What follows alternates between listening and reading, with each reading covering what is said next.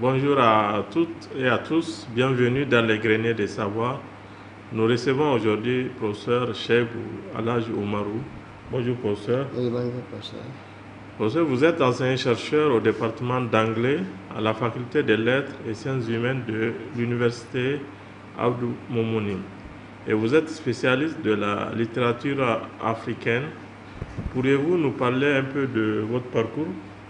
Merci professeur Moumouni de m'avoir invité sur ce plateau. Bon, je commence par dire que j'ai commencé ma formation supérieure au niveau de l'université de Niamey, qui est devenue aujourd'hui l'université Abdou Moumouni de Niamey, où j'ai étudié donc jusqu'à la maîtrise. Et après une étape dans l'enseignement, donc je suis allé aux États-Unis où j'ai eu donc mon doctorat en littérature africaine avec spécialisation ou en tout cas concentration sur la littérature africaine orale et plus particulièrement donc littérature Hausa orale. Okay, merci. Alors, la thèse que vous avez soutenue à l'université de Wisconsin est intitulée Individual Talent in Hausa Oral Poetry. Pouvez-vous nous en parler un peu plus? Merci, oui. Donc, c'est le talent en français, talent individuel donc, de la poésie orale Hausa. En fait, donc, c'est une thèse basée sur deux chanteurs, deux artistes traditionnels donc, du Niger, au nom de Alina Maleki, qui est dans la région de Maradi, et de Zabia Houssé, dans la région de Tawa. Alors, quand je faisais mes recherches déjà au niveau des États-Unis, je m'étais un peu, disons, pas choqué, mais plus ou moins choqué par certaines théories, en tout cas qui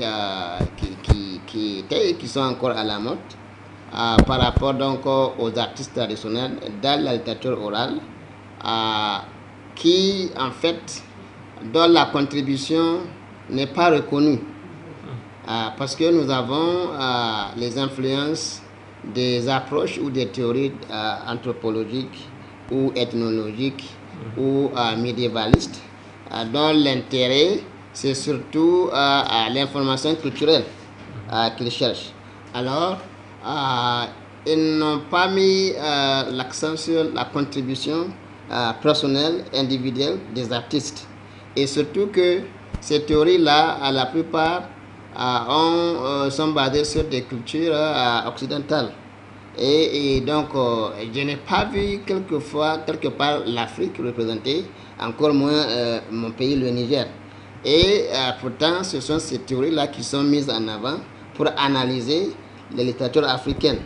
Donc, je dis, bon, il faudrait que je retourne dans mon pays à faire des recherches, voir si exactement ces théories-là peuvent s'appliquer au contexte du Niger en particulier. Et donc, c'est de cette observation-là, de ce constat-là, que donc j'ai démarré mes recherches au niveau des États-Unis et je suis revenu au Niger, donc sur le terrain, pour collectionner, comme on dit, donc des informations sur la littérature orale, sur ces auteurs-là, afin de confronter mes résultats donc, à ces théories-là. Merci beaucoup. Donc, votre spécialité, vous travaillez sur la littérature orale et en particulier sur les auteurs locaux et nigériens. C'est ça. Bon, disons que je travaille en général sur les traditions orales et en particulier sur les littératures orales. Alors, c'est quoi les traditions orales? Généralement, quand on parle de traditions orales, les gens ont à l'esprit les contes, les proverbes, les devinettes, ainsi de suite. Or, ces éléments-là, ce sont des genres oraux qui appartiennent à la littérature orale, qui elle-même est un sous-ensemble des traditions orales. Alors, la tradition orale, c'est toutes les connaissances, tous les savoirs qui sont véhiculés donc de manière orale, donc de bouche à oreille, Quand vous avez un paysan qui a appris à compter les bottes qu'il a réalisées pendant la saison des pluies, donc les bottes de mil, de sorgho, à compter ses bœufs, ça c'est depuis la nuit des temps. C'est une partie de l'arithmétique. Il n'a pas attendu l'arrivée de l'islam avec l'écriture ou l'arrivée du christianisme avec l'écriture. Hein? Quand vous avez le paysan qui va essayer de mesurer un espace, là où il va faire sa maison, construire donc ses cases, mais il mesure l'espace avec des pieds. Hein? Donc ça c'est le début de la géométrie aussi. Et je vous dis que jusqu'à aujourd'hui, le pied là utilisé, vous le trouvez donc dans la culture britannique. C'est encore les pieds qu'on utilise pour mesurer. Donc, ils n'ont pas attendu l'arrivée de l'écriture pour pouvoir se débrouiller. Donc, toutes ces connaissances-là font partie des traditions orales. Quand au village, vous partez avant l'arrivée des marmites, des casseroles modernes, ils avaient des pots, on appelle ça des marmites, oui, voilà, construites donc, de manière traditionnelle. Donc le potier qui fait ça, ou bien le praticien qui va en brousse cueillir les feuilles d'arbres, les troncs d'arbres, disons l'écorce, les racines, et qui vient, qui fait une concoction pour donner à quelqu'un, tout ça, il n'avait pas besoin donc de connaissances écrites. Donc, c'est pour dire que les traditions orales, c'est toute forme de connaissance, toute forme de savoir local et qui sont véhiculés de bouche à oreille. Et donc, ce n'est pas uniquement les contes, les proverbes qui sont donc de la tradition orale. Maintenant, la littérature orale, ce sont les genres tels que le conte, les devinettes. Donc, c'est ça la littérature orale. Et pour revenir un peu en arrière par rapport à ce que je dis sur les théories. En fait, l'idée, c'est que quand on prend un conte ou un proverbe, on ne sait pas exactement qui est à l'origine, qui l'a créé à l'origine. Hein?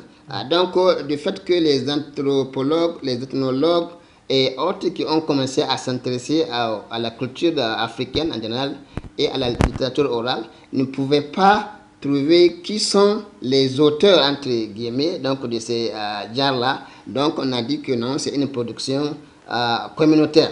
C'est l'ensemble de la communauté qui produit ces contes-là. Et c'est pourquoi, donc, les conteurs, ceux qui disent les contes, ceux qui disent les proverbes, et y compris maintenant les chanteurs traditionnels tels que Alina Maliki et Zabi Hafsé. Donc, on ne s'intéresse pas à leur contribution personnelle, individuelle. Individuelle, pas au sens d'égoïsme ici, mais en sens de contribution artistique. Voilà. Donc, c'est un peu pour expliquer les raisons qui m'ont poussé donc, à choisir le titre de la thèse. Pour vraiment montrer la contribution des artistes traditionnels donc, dans le domaine artistique et littéraire. Okay. Merci beaucoup. Donc, vous avez parlé de Ali Namaliki, qui est Zabia Husseini. Voilà. Pouvez nous parler un peu plus de ces personnages? Voilà, Ali Namaliki, voilà, c'est un grand artiste. Je préfère artiste que griot. Parce que pour moi, griot, c'est un peu condescendant. C'est ça. Bon, mais c'est ça qu'on dit pour se faire comprendre. Donc, mais c'est un chanteur, on peut l'appeler griot si on veut. Donc, qui est encore en vie, à ma connaissance. Donc, et qui chante pour ceux qui sont au pouvoir, donc les chefs traditionnels, et également les chefs dans le domaine de l'agriculture. Les Sarkinuma, comme on les appelle en Hausa, ou les Tambara, si c'est une femme. Donc, ils chantent pour eux. Elle a chanté pour eux et même pour des personnes qui sont parfois un peu méprisées dans le contexte de l'islam. Ça veut dire ceux qui ne croient pas à l'islam encore, les Azna. Donc, elle a chanté même pour eux. Donc, voilà pour Alina Maliki. Pour Zabi Hafsé, qui est de la région de Tawa, qui est encore en vie, qui est aussi une chanteuse renommée dans la région de Tawa et dont la renommée a dépassé même les frontières du Niger. Donc elle chante également d'abord ses problèmes personnels en tant que femme, en tant que mère. Et en chantant ces problèmes-là, elle met aussi en exergue les problèmes des femmes. Les problèmes du jeune marié, le mariage forcé, le problème de l'exode rural. Vous savez, les gens de Tawa disent que quand ils écoutent la Zabia se chanter, ils ont envie de quitter pour aller à Abidjan, pour chercher de l'argent. Donc voilà, de façon ramassée, Zabia Hossein. Donc elle vraiment, bon, on peut dire que peut-être c'est une féministe avant le féminisme. Elle n'a jamais été à l'école, tout comme Alina Maliki, mais elle a défendu les causes des femmes, et surtout les femmes à qui on a obligé certains maris. Elle-même, on l'a obligée à marier un de ses cousins, mais parce qu'elle ne veut pas déplaire à son parent, désobéir à son papa, elle a accepté. Mais elle le chante quand même, pour exprimer donc, ses sentiments par rapport à ça. Donc voilà vraiment les deux. Merci beaucoup, professeur. C'est très, très intéressant. Et tout ça, c'est dans ce que vous avez dit au départ, c'est savoirs locaux, c'est savoirs endogènes. Et votre thèse va dans le sens de la valorisation de ces savoirs-là. Et comment est-ce que vous voyez, en termes de collecte, de valorisation et conservation de ce savoir-là au Niger? Justement, quand on est dans les traditions orales, littérature orale, parce qu'il faut se déplacer, aller à la rencontre des artistes. Si ce sont des artistes, bon, c'est un peu difficile parce que le plus souvent, ceux qui le font n'ont pas les moyens, en tout cas qui leur viennent de l'extérieur. Moi, personnellement, j'ai utilisé mes moyens, tout à l'heure, je vous en parlais. Donc, j'ai utilisé mes propres moyens pour revenir au Niger, faire ma recherche. Donc, il faut quand même avoir quelques moyens. C'est vrai, ce n'est pas la même chose qu'un quelqu'un qui fait les travaux dans des laboratoires scientifiques, parce que le matériel ou les matériaux qu'il faut acheter sont peut-être très chers. Mais ici également, il faut avoir un certain nombre de matériel qu'on va amener avec soi sur le terrain, donc collecter les données et ensuite les transcrire et les traduire, parce que, et c'est ça que je voudrais revenir sur les rapports entre langues. Donc politique linguistique et culturelle. Dès qu'on parle de littérature orale, on parle automatiquement et nécessairement des langues nationales, parce que les producteurs de cette littérature-là sont le plus souvent des paysans, ou en tout cas des gens qui ne sont pas très bien loin de l'éducation occidentale, ou l'éducation... Bon, parce que c'est ça qu'on considère. Il y en a qui sont éduqués, mais en arabe, dans l'islam. Donc, il faut cueillir ces données-là dans les langues nationales. Et, bon, dans nos pays également, j'ai parlé de francophonie, les problèmes qu'on a.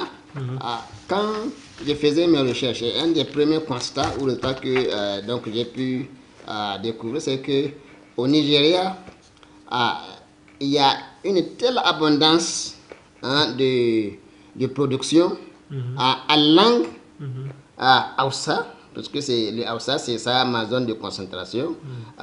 Maintenant, j'ai eu des étudiants, comme ça se voit donc, sur les thèses ici, qui ont donc travaillé dans le Songhai ou le Jarma et autres langues. Donc, au Nigeria, la production est telle que j'ai pu déjà même écrire un article donc, pour démontrer que la littérature Hausa, en tout cas au Nigeria, a atteint sa maturité, surtout dans le domaine romanesque, donc en concernant les romans. Et il y a déjà un canon littéraire et qui n'en vient rien au canon donc, que nous connaissons. Au Niger, malheureusement, ce n'est pas le cas. C'est tout à fait le contraire. Donc, c'est là la question de politique linguistique. et culturelle, parce que la langue, c'est le support de la culture. Hein. Donc, langue nationale, politique culturelle, parce que l'absence de production littéraire à langue nationale au Niger et son abondance dans le pays voisin, donc c'est déjà ça montre l'intérêt que nous-mêmes en tant que chercheurs nous accordons donc aux littératures à langue nationale et naturellement l'intérêt que nos politiques accordent également donc à la production donc littéraire à langue nationale. Donc les trois vont de pair, langue, politique culturelle et linguistique. Voilà. Merci, professeur. Et vous êtes le chef de département d'anglais et vous enseignez l'anglais à la faculté des lettres. Alors, vous avez parlé tout à l'heure de statut des langues. Et quel est le statut de l'anglais voilà, au Niger? Voilà, merci bien justement. Quand on dit que moi je suis chef du département d'anglais, et puis d'emblée j'ai commencé à parler de littérature orale, bon, les gens peuvent se demander mais où est le rapport? Bon, c'est très bien parce que l'anglais n'est qu'un outil. Hein? Nous utilisons l'anglais tout comme en face de nous il y a le département de lettres, arts et communication, donc ancien département appelé lettres modernes. Le français c'est également un outil. Donc nous utilisons l'anglais comme un outil de travail, tout comme un agronome peut écrire sa thèse en français ou en anglais. Voilà. Donc l'anglais c'est une langue étrangère au Niger. Bon, c'est ça son statut au Niger. Et le français est considéré comme langue donc première, une langue officielle. Voilà. Mais les deux sont acceptés donc de façon officielle. Mais l'anglais est une langue étrangère et c'est comme ça que nous l'apprenons. Donc quand nous partons sur le terrain, nous cueillons des données à langue nationale, nous faisons la transcription. Ensuite, la traduction maintenant vers l'anglais, puisque c'est ça notre langue de travail. Et si c'est au département des français, donc vers le français. Voilà. C'est un part de langue seconde. Et donc, aujourd'hui, nous voyons dans les écoles privées, déjà à la maternelle, elles commencent à introduire l'enseignement de l'anglais. Donc, c'est-à-dire que de la maternelle jusqu'au niveau supérieur. Au niveau supérieur, en tout cas, aujourd'hui, dans toutes les facultés, dans tous les départements, il y a l'enseignement de l'anglais. Donc, l'anglais est une langue qui est certes secondaire ou seconde, mais qui a une grande importance. Et je pense que le fait qu'elle soit enseignée officiellement à tous les niveaux de l'éducation montre l'importance également que les autorités lui accordent en tant que langue étrangère. Merci beaucoup, professeur. J'ai lu vos productions, et donc vous avez produit beaucoup. Et je voudrais qu'on parle un peu de quelques titres que j'ai eu à retenir, notamment la canonisation littéraire, l'exemple de la prose en Hausa. Qu'est-ce que oui, ça c'est un article, c'est très bien de m'avoir posé cette question-là, parce que c'est un article qui a pris une certaine importance, bon, qui m'a aussi surpris. Je parlais de ce colloque-là, c'est un colloque qui a été organisé à l'INALCO. Bon, auparavant, il y a eu l'appel à candidature, donc j'ai envoyé mon résumé et ça a été accepté. Maintenant, à l'approche du colloque, malheureusement, la faculté n'a pas pu me payer les frais d'avion, donc je n'ai pas pu assister au colloque. Mais donc, bon, pour moi, c'était fini, puisque je n'ai pas assisté, je n'ai pas présenté, je n'ai pas fait de communication. Donc, mon article ne serait pas pris en compte dans la publication des actes du colloque. Donc, et comme j'étais un peu pressé, je voulais aller donc, pour la maîtrise de conférence au niveau du CAMES. Donc, j'ai fait publier l'article. Après, donc, quand ils voulaient publier donc, les actes du colloque, ils m'ont contacté. Je leur ai expliqué que bon, j'ai déjà publié ma communication ailleurs. Et ils m'ont dit, bon, ben, il faut J'ai dit que j'ai publié ça en anglais, bien sûr. Bien sûr. Non, mais il faut le reformuler et le traduire en français. Ok. Voilà. Donc, c'est ce que j'ai fait et c'est dans ce livre-là. Ok, d'accord. Donc, c'est ça la canonisation littéraire. Tout à l'heure, je parlais qu'au Nigeria, la production est tellement abondante que j'ai pu écrire donc cet article. Il s'agit de cet article-là. Donc, par la suite, un autre collègue du Nigeria était donc en train de préparer un autre livre. Il est là-bas, là. Voilà. Donc, il a vu le livre, enfin l'article sur Internet en anglais. Donc, il m'a contacté et dit que voilà, il a un livre en projet et il voulait publier cet article-là. J'ai dit, il n'y a pas de problème. Mais j'ai une autre version qui a été retravaillée. Donc, en ce moment-là, j'ai traduit la version française là, en anglais. Donc, je lui ai envoyé les deux. Il dit de choisir. Donc, il a choisi cette version-là, donc traduite en anglais. Donc, en fait, là, j'ai essayé tout simplement de montrer, bon, au niveau du Nigeria, et pour la littérature Hausa, en langue Hausa, qu'il y a tellement de production. Et j'ai également, on ne peut pas séparer la politique linguistique et culturelle. Parce que là également, j'ai un peu parlé de la politique culturelle coloniale de la Grande-Bretagne et de la France. Et si aujourd'hui, il y a beaucoup plus de production en langue africaine au Nigeria et dans les pays anglophones en général, c'est justement dû à cette politique-là. Et ce livre-là, justement, a confirmé ce que j'ai dit dans l'article. Parce que ça, ce sont des chercheurs donc, venus du monde entier pour réfléchir sur la littérature africaine en langue africaine. Donc, c'est un peu ça. Dans les pays francophones, malheureusement, il y en a quelques tentatives, mais comparé aux pays anglophones, la différence est très très grande. Merci beaucoup, professeur. Et vous avez, parmi les productions aussi, un article face à la francophonie, comment être francophone et africain. Oui. Je pense que nous voyons notre transition. Oui, c'est toujours dans le même axe, donc de langue, politique, culturelle et linguistique. Et ça, c'est un colloque qui a été organisé à Bucarest, je crois, en Roumanie, et qui avait précédé le colloque, enfin le sommet des chefs d'État de la francophonie. Voilà. Donc, c'était pour un peu préparer ce sommet-là, donc que le colloque a été organisé. Et donc, j'ai soumis, comme d'habitude, mon résumé qui a été accepté. Et là, c'est tout simplement pour essayer de voir ce que j'ai appelé donc, une nouvelle aventure ambiguë pour l'Africain francophone. Parce que d'un côté, la francophonie, même si on ne veut pas le dire, la francophonie, c'est pour faire la promotion de la langue française.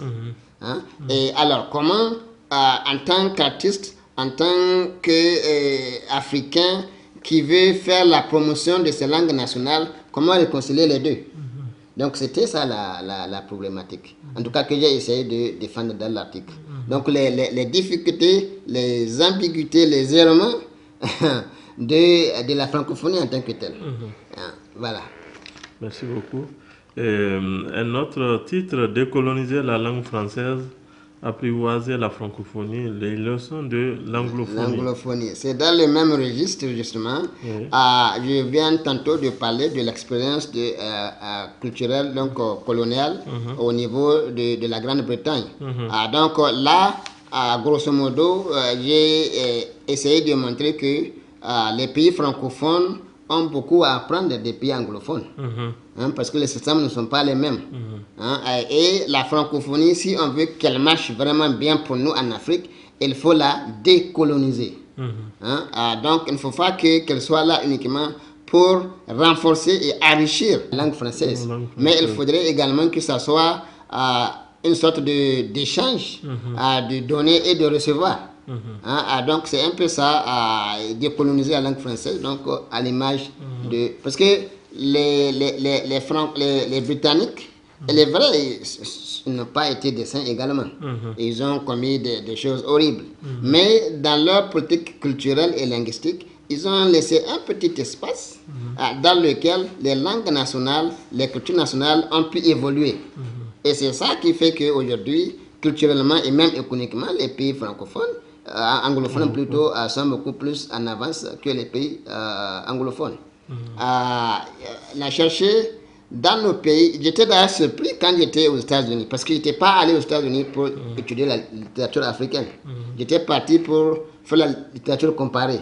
Mais là, j'ai trouvé ce département de langue et littérature africaine.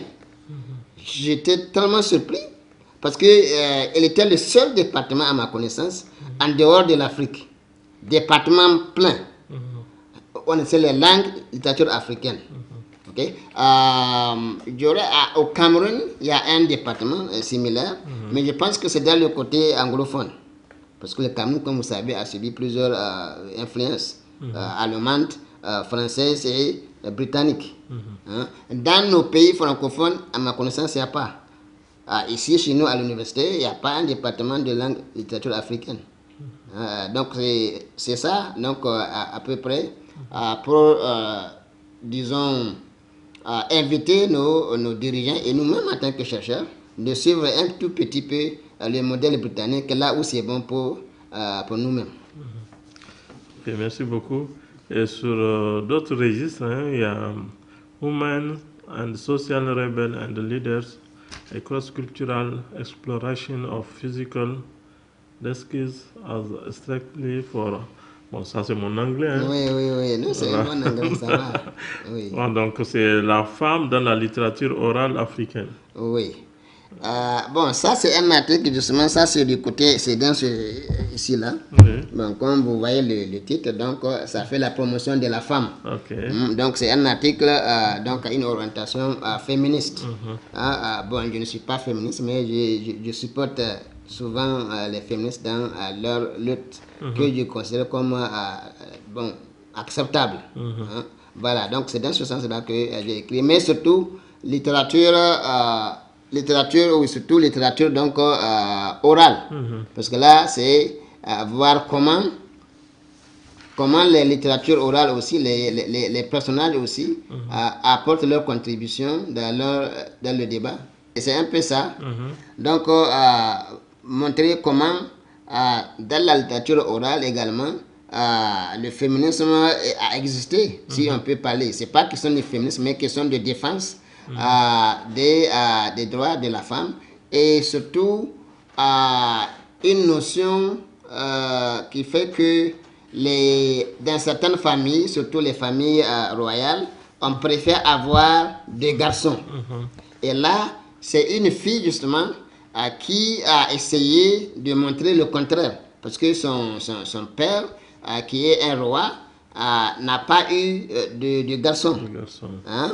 Alors que son père a signé un pacte avec son ami qui est aussi un roi et qu'ils ont échangé des bagues et que chacun, le premier garçon qu'il aura, c'est lui qui va aller récupérer les bagues. L'autre a eu des garçons, donc ils sont venus récupérer le bac. Et l'autre, donc le père de la fille, lui, n'a pas eu de fille, de garçon plutôt, c'est une fille. Alors il a décidé de se déguiser en garçon pour aller récupérer la bague de son papa. Et elle a réussi à le faire. Bien sûr, il y a des obstacles, comme dans l'habitude. Donc elle a pu récupérer la bague. Et donc c'est ça, en tout cas, l'importance du déguisement dans les contes. Merci beaucoup. Et il y a aussi la place de l'animal dans les contes et légendes du Niger. Voilà. Là, je me suis basé sur l'œuvre du grand Baobab, donc Boubou Hama. Donc, oui. Donc là, c'est justement dans le cadre des rapports entre les hommes et les animaux. Mais comme on sait, donc, dans les contes et dans les fables, les animaux disent des choses, mais qui sont vraies aussi pour les humains. Donc, c'est en fait, le but c'était ça, donc de montrer comment, à travers les contes, à travers les les animaux. Donc, on parle également de la société des hommes. Le message. Quand on prend la Fontaine et autres, donc j'ai commencé par donner des citations de La Fontaine et autres, donc pour montrer justement que même si certains pensent que les contes, bon, c'est pour les enfants pour les divertir, mais les contes également s'adressent aux hommes, aux adultes. Donc en gros, c'est ça le message dans cet article-là. Et toujours en rapport avec le roman des auteurs locaux, il y a l'altérité dans les traditions orales, le cas de Gizo Dakoki, ou le roman de l'araignée en pays Hausa de Kele Tigi Abdurrahman Mariko. Oui. Bon, là également, c'est tout dans le domaine des contes. C'est toujours essayer de voir les rapports, pas uniquement entre les humains et les animaux, mais justement le message qui est véhiculé dans les contes, à travers les personnages qui, animaliers. Là, c'est Keletigi Mariko qui était un vétérinaire de formation et qui a travaillé pour les colons pendant la période coloniale. C'était un fonctionnaire colonial qui a sillonné beaucoup de pays à l'ouest africain et qui s'était intéressé à la littérature orale. Donc, dans chaque pays où il a servi, donc il a collectionné des contes et après, donc, il a essayé de présenter les contes qu'il a recueillis donc dans les zones Hausa, des Andes surtout, sous forme d'un roman. Donc, c'est un peu ça. Et là, l'important, c'est la présentation ou la perception de l'autre, donc de l'autrui. Comment, dans les contes, dans la littérature orale, comment l'autrui est perçu. Donc, c'est un peu ça l'objet donc disons, le point focal de l'article. La perception et la présentation de l'autre dans les contes. Voilà. Merci beaucoup. Alors, un autre titre, nourriture et subversion dans la littérature populaire, le cas de Yankama ou comédien burlesque. Comédien burlesque, oui. Là, je ne sais pas si vous avez vu une fois le comédien Dogoloma. Dogoloma, oui. Voilà, donc les Nkama, c'est un métier, surtout dans la culture Hausa, et qui utilise la nourriture comme support pour véhiculer donc son message.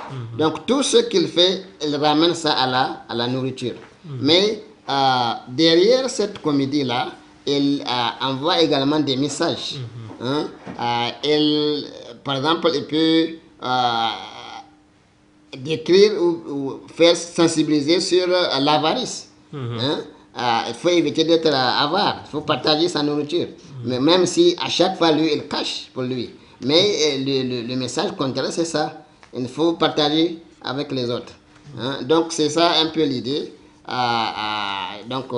du comédien burlesque qui utilise la nourriture pour, en tout cas, véhiculer des messages sur tous les plans. Un autre sur context and the meaning, a semiotic interpretation of greeting in Hausa. Ah oui, ça c'est, je pense, mon premier article que j'ai publié aux États-Unis. J'étais encore doctorant. Et là, justement, une fois encore, c'était une théorie que j'avais trouvée un peu bizarre. Les Américains disent voir, c'est croire. Voir, c'est croire. Et en anglais, on dit oui, seeing is believing. Voir, c'est croire. Donc là, j'ai essayé de montrer que quelqu'un qui n'est pas familier avec la culture Hausa, quand tu viens de la culture Hausa, l'âge est important. Donc les jeunes respectent les aînés. Et et vous ne pouvez pas voir quelqu'un de très jeune serrer la main, par exemple, avec quelqu'un de très vieux. Hein? Alors, si vous voyez l'exemple que j'ai donné, vous allez voir une vieille femme maintenant s'agenouiller pour saluer un enfant. Ou un vieillard qui va s'agenouiller pour saluer quelqu'un de son âge. Alors ça contredit le message que le respect entre les jeunes et les vieux. Hein? Alors, si une vieille femme ou un vieil homme s'agenouille, s'accroupit pour saluer un jeune homme, alors tout simplement c'est parce que ce petit enfant-là ou cette petite fille-là porte le nom de ses parents. Donc sociologiquement c'est ça. C'est la mémoire de ses parents que le vieil homme salue. Alors, quelqu'un qui dit seeing is believing, donc ça ne suffit pas pour expliquer ces cas. Hein? Parce que quand on te dit que de la culture à ça, un vieux ne peut pas s'agenouiller pour saluer un petit, et tu vois ce cas-là, comment l'expliquer? Hein? Donc c'est un peu le but donc, de cet article-là, donc j'ai donné des exemples, pour essayer de montrer que cette théorie-là ne tient pas dans tous les contextes. Voilà. Merci beaucoup, c'est très intéressant. Et dans le cadre de votre parcours aussi, vous encadrez des étudiants, des doctorants. Et ici, nous avons des thèses que vous avez encadrées. Et nous avons également aussi des étudiants qui sont venus. Vous pouvez nous parler un peu de cet aspect de votre vie professionnelle? Voilà, merci beaucoup. Je pense que je peux dire modestement que j'ai eu la chance et le privilège d'avoir encadré les tout premiers docteurs du département d'anglais sur l'ensemble du territoire national. Donc, les thèses que vous voyez ici, elles sont 4. Et tous ces thésards-là, il y a 3 qui sont déjà sur le terrain, qui ont été recrutés par les universités publiques du Niger. Et le 4e est sur le point d'être recruté également. Donc, c'est vraiment quelque chose d'assez important. Et j'aimerais dire ici que quand j'ai intégré le département d'anglais en 1999, il n'y avait aucun cours, aucun enseignement sur la littérature orale. Donc, moi, ayant travaillé sur la littérature orale, la traduction orale, donc j'ai commencé par enseigner des cours sur la civilisation, les civilisations britanniques et américaines, la littérature américaine et britannique. Et ensuite, j'ai commencé à avoir des cours à littérature africaine. Donc, il a fallu l'avènement du LMD, parce qu'il fallait créer de nouveaux cours. Jusqu'à un certain moment, donc jusqu'en 2012, notre département ne formait pas des masterants. On ne donnait pas des diplômes de master. C'était la licence. Maintenant, avec le LMD, il fallait créer des nouveaux cours.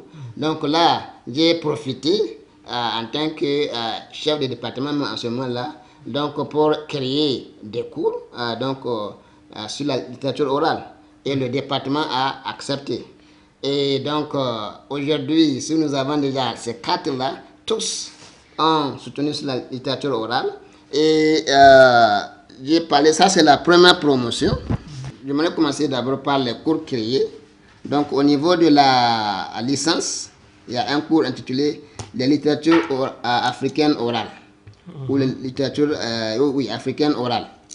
Au niveau du Master 2, il y a l'interface entre les littératures africaines orales et écrites et la transcription, la traduction et l'analyse des données à littérature orale. Donc voilà les 3 cours qui ont été créés au niveau du département. Et au niveau de la faculté également, pour le tronc commun, donc quand on a commencé le tronc commun, c'était pour... On avait fait des regroupements de cours, des départements donc, qui sont mis ensemble. Donc, nous, on nous a mis avec le département de lac et linguistique. Voilà. Donc, nous avons créé un cours donc qu'on appelle Introduction aux langues et sciences et littérature africaine. Et donc, les langues, c'est les langues africaines, donc dévolues au département de linguistique. Maintenant, pour nos deux départements, j'ai dit, bon, j'ai proposé à ceux que moi, je prends la littérature orale et que ma collègue de lettres moderne, donc enseigne la littérature moderne. Et c'est comme ça on est parti, donc ce cours-là, nous l'avons introduit. Donc j'ai introduit là également un aspect de littérature orale. Et ce cours-là a été reproduit à l'université de Zander. Voilà. Donc sur les 16 doctorats, doctorants plutôt, donc parmi lesquels donc ceux-là ont déjà fini, 12 travaillent sur la littérature orale. Okay. Donc pour moi, je pense que c'est quelque chose pour lequel je peux être fier. Félicitations. Voilà, merci. Okay. Comme on va donner la parole à vos étudiants qui sont là. Permettez-moi de les présenter d'abord. On commence par Karim. Oui. Lui, il représente la deuxième promotion, parce que la première promotion a presque fini, il n'y a qu'un seul qui n'a pas fini. Et Ismaël représente la troisième promotion. D'accord. Voilà. Donc chacun va un peu s'introduire. Je suis Zakari Isaac Ismaël, étudiant en première année parce qu'on n'a pas pris d'abord l'inscription de la deuxième année du doctorat. Maintenant, par rapport à mes recherches au niveau de la thèse, j'aimerais d'abord faire un retour en arrière pour pouvoir évoquer ce qui m'a poussé même à apprendre la littérature orale. Et comme j'ai eu à faire même mon master en littérature orale, et donc j'ai pris inspiration à partir de ce professeur-là qui est là devant nous, et qui nous a d'abord montré qu'au Niger, il faut s'engager, il faut travailler pour réussir. Et c'est sa formation d'abord qui m'a un peu motivé.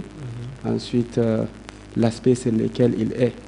Et j'ai pris inspiration à partir de l'IE 312 qu'il enseigne en troisième année, où il enseigne la littérature purement africaine et qui est axée particulièrement sur l'héroïsme et l'utilisation du mystique, c'est-à-dire du surnaturel. Donc c'est à partir de cela que j'ai pris mon inspiration. Et dès la troisième année, je lui ai dit, professeur, Inch'Allah, vous allez m'encadrer pour le master. Et il a accepté, et chose qui fut faite, et j'ai fait ma soutenance sur les Supernatural Powers and Celebrity in Traditional Wrestling au Niger. Donc j'ai pris l'aspect de la lutte traditionnelle au Niger, donc le surnaturel et la célébrité dans la lutte. J'ai spécifié ça avec le cas d'un lutteur célèbre du nom de Bala Haruna. Donc j'ai expliqué des choses sur lui. Et maintenant, j'ai décidé de continuer la thèse, toujours sur l'aspect mystique et l'héroïsme maintenant.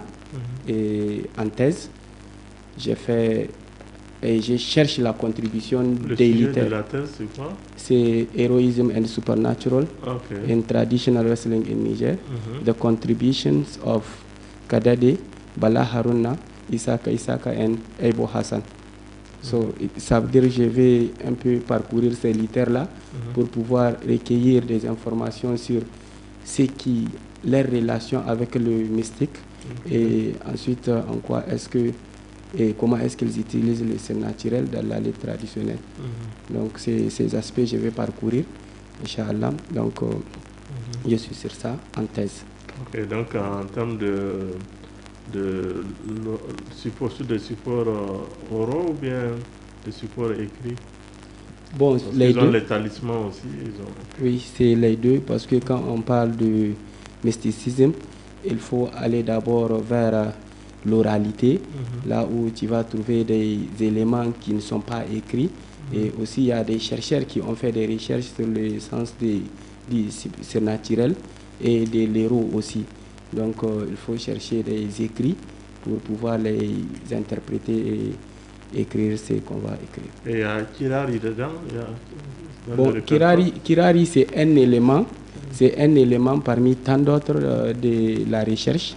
Donc Kirari aussi, on l'utilise parce que dans Kirari, il y a beaucoup d'expressions qui montrent que effectivement, les littéraires là utilisent le mystique pour pouvoir atteindre leur objectif. Donc le Kirari fait partie des éléments que... Est-ce qu'on peut écouter Kirari?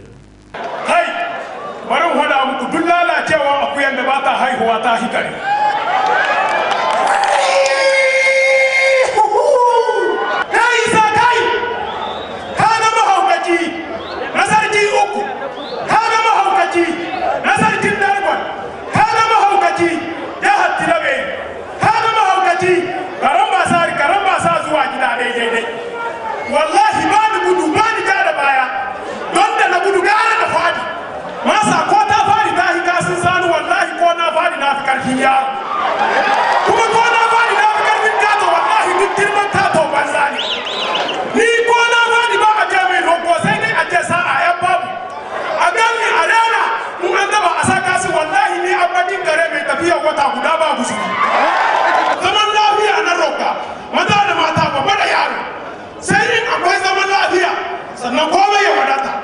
Na ce da ka ta ajalin gunduwa mala'ikan watoci. Na ji kana buga ganga kana ina na yi Musa Roba na ce ka jira ina zuwa gare ka dole sai na shirya. Na san ganga diya maza ake dota ma duka shantu sai a bar shigun ƙananan mata. Na san sai jarumin diya maza ake buga mata ke ragon diya maza ka koma baya in ka ga mata masu ɗar musannu a ɗaga musu hannu. A radi ma yan fata. Kani na rance gangata in kana buga ta gaba na bana tana mutuwa ko tsuwa sannan bana huda da yara ƙananan mata kani hankalin da ya maza nika kiwo tunda na samu yin Très intéressant. Comment est-ce que vous interprétez cette voix? Cette voix de Moussa Roba. Oui. Et donc Moussa Roba c'est un littéraire de la région d'Agadez. Donc il a fait ses Kirari en 2021 à la compétition du sabre national. Et Moussa Roba, à travers son Kirari, a démontré que tous les hommes qui se présentent à l'arène se préparent d'avance pour confronter les autres combattants. Donc et pour cela, il faut se préparer aussi mystiquement. Parce que la lutte, ce n'est pas uniquement la force. C'est d'abord la préparation mystique, ensuite la préparation physique. Bien qu'au Niger, la lutte est basée à 70 à 80% vers le physique, ce qui fait qu'on n'accorde pas beaucoup d'importance au mysticisme. Donc Moussa Roba, dans ses propos, si vous l'écoutez bien, vous allez comprendre qu'il a dit tout que l'homme là, dans la lutte, c'est le mystique. Et dans le passage là, vous allez entendre là où il parle de Bakab, Bakamalami, tout est noir. Donc il faut faire appel à d'autres forces qui sont plus fortes que la force humaine. Donc c'est ce qu'il explique dans son Kirari et il fait son propre éloge pour montrer que lui, un homme est très petit en face de lui parce qu'il a une autre force autre que la force physique.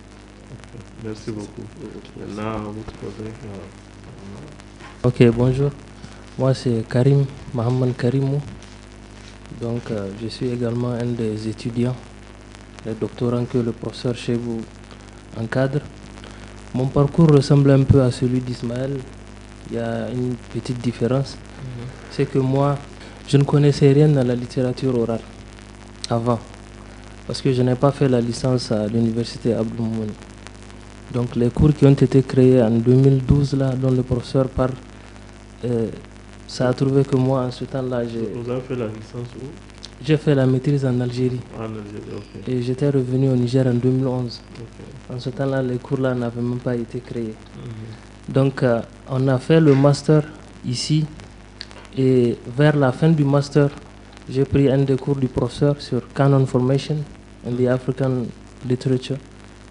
C'est là que, à travers nos discussions, nos causeries avec les amis, j'ai découvert que le professeur a un doctorat en littérature orale. Donc je me suis intéressé à ça. J'étais allé le voir pour lui demander de m'encadrer. Donc mon mémoire de master, je l'ai fait sur Diado Sekou. Et pour un peu imiter le professeur, en toute modestie, j'aimerais préciser que j'ai été le premier étudiant du département d'anglais à avoir étudié Diado Sekou au Niger. Donc j'ai transcrit et traduit 2 de ses épopées, l'épopée de Boubou Ardo Gallo et l'épopée de Dialapate. Mon mémoire de master s'appelle Verbal Artistry in Zarma Song and Oral Literature, an analysis of the fantastic in Diado Sekou's epic poems. Ce que j'ai analysé, c'est le fantastique, le merveilleux. Donc le fantastique, ça se manifeste à travers 2 canaux. Il y a l'hyperbole, il y a aussi les forces occultes. On exprime le fantastique à travers l'hyperbole, l'exagération, et aussi à travers l'utilisation des forces mystiques. Pour moi, la littérature orale, c'est vrai, elle a plusieurs aspects très importants. Mais dès que j'étais arrivé au niveau du master, pour moi, les 2 aspects essentiels sur lesquels je voulais me concentrer, c'était d'abord, il y a l'aspect artistique, il y a aussi l'aspect valeur morale. Donc je me suis dit, en master, je vais étudier l'aspect artistique, l'aspect, donc le fantastique à travers l'hyperbole. Et je me suis dit que si, par la grâce de Dieu, j'arrive à atteindre le programme doctoral, j'allais étudier les valeurs morales. Donc quand j'ai été pris au programme doctoral, j'ai proposé le sujet pour la thèse qui est en français, Axiologie de l'éthique. J'étudie 5 genres littéraires dans 2 langues. Donc j'étudie ça dans la littérature orale Hausa et aussi dans la littérature orale Jarma, les 5 genres. Donc le titre de la thèse, c'est Axiologie de l'éthique dans la littérature orale africaine. L'analyse des valeurs morales dans les chants. Les chants, c'est les chansons traditionnelles, ce qu'on appelle également aussi la poésie orale, oral poetry, et aussi les devinettes, les contes, les proverbes et les épopées. Les 5 genres dans les 2 langues. Voilà. C'est intéressant. Donc, on va écouter vos sources, les supports sur lesquels vous travaillez. Buabu Arda has an arrow.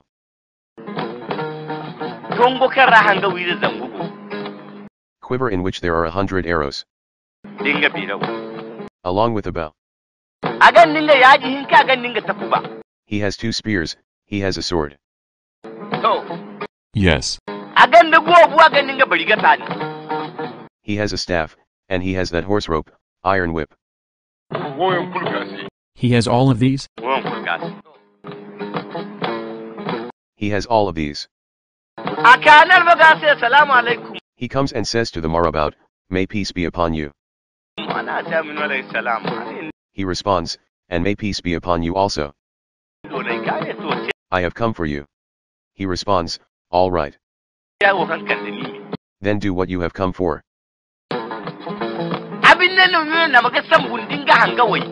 So he bites his lips and grabs his weapons.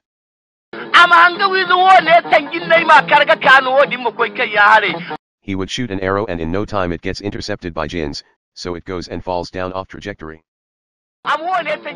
C'est un extrait de mes transcriptions et mes traductions. Donc j'ai pris le texte que j'ai traduit, j'ai utilisé, il y a la technologie qu'on appelle text-to-speech, la technologie de synthèse vocale là.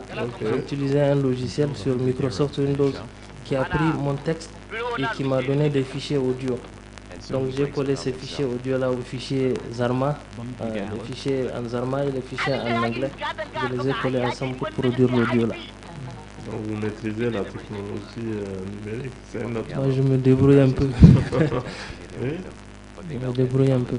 Ok, donc si vous avez des analyses à faire par rapport à ce qu'on vient d'écouter.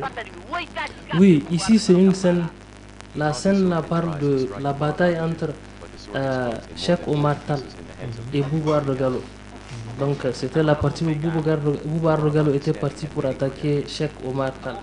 Donc il lui dit, me voici, je suis venu pour toi. Et Cheikh Omar Tall lui dit, ok, fais ce que tu as à faire. Donc c'est là qu'il commence à utiliser ses armes. Il y a d'abord, il utilise ses flèches d'abord.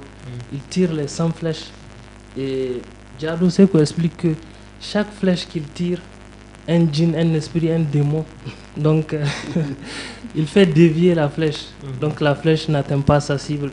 Ensuite, il prend son comment on appelle ça, spear, lance. Il prend sa lance. Il lance ça. Ça aussi, un des djinns attrape ça et fait disparaître ça. Puis, il prend son épée, il prend son bâton. Le bâton se divise en 40 morceaux.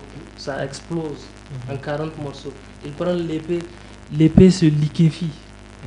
Ensuite, il prend il y a le, je sais pas comment on appelle ça en français, avec quoi on frappe le cheval, le gata, le barigata. C'est en anglais on appelle ça iron whip ou bien horse rope. Normalement c'est avec ça qu'on fait avancer le cheval, mais les guerriers ont une version qui est faite avec du métal, qu'ils utilisent sur le champ de bataille lorsque un de leurs adversaires a des forces mystiques qui font que les épées et autres là ne peuvent pas les transpercer. Donc ils les frappent avec ça jusqu'à ce qu'ils brisent leurs os. Donc quand il prend son iron whip, il jette, un des djinns prend ça et il fait disparaître ça dans l'air. Donc à partir de là, Bouba Ardougalou comprend qu'il n'a aucune chance face à l'autre et il disparaît, il fuit, il s'enfuit. Donc ici c'est vraiment une des scènes phares qui indique le fantastique. Les deux ne se sont même pas affrontés. Bouba Ardougalou n'a même pas pu s'approcher de l'autre à travers ses forces mystiques, ses djinns et autres qu'il emploie. Et ça c'est la manifestation du fantastique. À travers ça, il arrive à vaincre son adversaire sans que les deux ne s'approchent. C'est ça. Titia, peut-être vous avez quelque chose à demander ou à ajouter? Bon, vous venez de dire qu'ils sont passionnés, effectivement, ils sont très passionnés. Et c'est ça qui m'encourage, moi. Je pense que pour moi, il représente non seulement le présent, mais le futur. Je pense que la relève est déjà assurée. Et moi, je suis très fier. Et je les remercie d'avoir cru à moi. Vraiment, je les remercie beaucoup pour ça. Merci beaucoup. Merci. Donc, on continue et avec les questions, surtout, je voudrais savoir ce que vous souhaiterez dire en termes de perspective. Très bien. Donc, le thème central que, en tout cas sur lequel je continue à mener mes recherches et par rapport auquel je pense que leurs recherches également est liée ou sont liées plutôt, c'est donc le titre d'un article que j'ai donc la littérature orale, les traditions orales, voilà, comme fondement de la connaissance et du développement endogène. Alors, endogène, c'est très important, c'est le savoir. C'est donc le développement et le savoir local. Donc, je pense que, en perspective, moi, ce que je pense, c'est que nous devons continuer. Parce que quelque part, je peux répéter donc notre aîné, le professeur Tandina, qui a déjà travaillé avant nous sur les terrains de la littérature orale.